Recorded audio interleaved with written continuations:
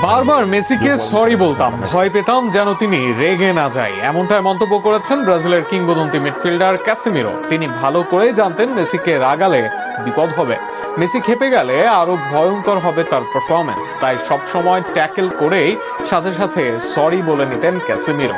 একজন মাদ্রিদ কিংবদন্তির চোখেও মেসির অনন্য ক্ষমতার বর্ণনা নিয়ে থাকছে প্রতিবেদন। ফুটবল ইতিহাসের অন্যতম সেরা খেলোয়াড় লিওনেল মেসির বিপক্ষে খেলতে গিয়ে প্রতিপক্ষ ডিফেন্ডার বা মিডফিল্ডারদের কতটা সতর্ক থাকতে হতো তার নতুন এক উদাহরণ তুলে ধরলেন ব্রাজিলিয়ান মিডফিল্ডার ক্যাসিমেরো। সাবেক রিয়াল মাদ্রিদ তারকা জানিয়েছেন মাঠে মেসিকে কখনোই রাগিয়ে দিতে চাইতেন না তিনি, কারণ একবার মেসি খেপে গেলে তাকে থামানো প্রায় অসম্ভব হয়ে উঠত। সম্প্রতি এক সাক্ষাৎকারে ম্যানচেস্টার ইউনাইটেডের এই অভিজ্ঞ মিডফিল্ডার বলেন, প্রতিবার আমরা যখন একে অপরের মুখোমুখি হতাম আমি খুব বেশি কথা বলতাম না বা অতিরিক্ত চাপ দিতাম না, কারণ আমি চাইতাম না মেসি রেগে যাক।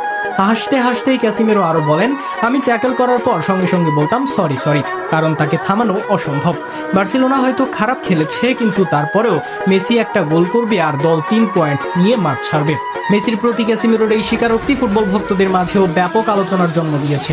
দীর্ঘদিন এল ক্লাসিকোর উত্তেজনাপূর্ণ লড়াইয়ে মুখোমুখি হয়েছেন এই দুই তারকা। 2015 থেকে 2022 পর্যন্ত রিয়াল মাদ্রিদের হয়ে খেলার সময় অসংখ্যবার বার্সেলোনার বিপক্ষে মাঠে নেমেছেন ক্যাসিমেরো, আর সেই সময়টাতে খুব কাছ থেকে দেখেছেন মেসির জাদুকরী পারফরমেন্স। রিয়ালের জার্সিতে ক্যাসিমেরো ছিলেন দলের মাঝমাঠের অন্যতম ভরসার নাম। শক্তিশালী ট্যাকল, বল দখল এবং রক্ষণ সামলানোর দক্ষতায় নিজেকে বিশ্বের সেরা ডিফেন্সিভ মিডফিল্ডারদের একজন হিসেবে প্রতিষ্ঠিত করেছিলেন তিনি। স্প্যানিশ জায়ান্টদের হয়ে 336 ম্যাচে 31 গোল ও 29 অ্যাসিস্টও করেছেন এই ব্রাজিলিয়ান।